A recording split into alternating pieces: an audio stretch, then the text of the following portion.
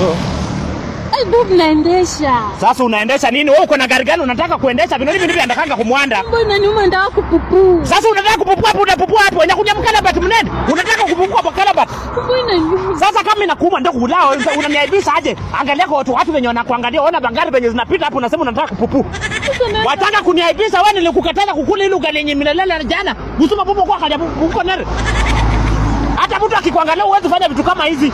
Simama vizuri kaza hii maafu ukuni enda kwa tumbo. Wenye nitakusaidiaje sasa? Kosani ya msifuko. Kolendi, nya msifuko. Emane ndi. Wewe, ni nini bro una harass demu hivi? Wewe demu unajua vindu vinokata vindu viandakanga kumwanda. Sijui kama unasikia Kiluya.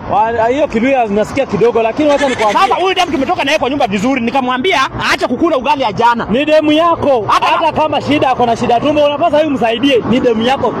Una harass msichana aje. Wewe kaa vizuri. Hii kitu inafanya kitu najua. Amuka mapenzi. Amuka fanya hivi. Huyu ni mpenzi wako, si ndio? Mpenzi si. Huyu ni mpenzi wako. Mtafutie pale ataenda.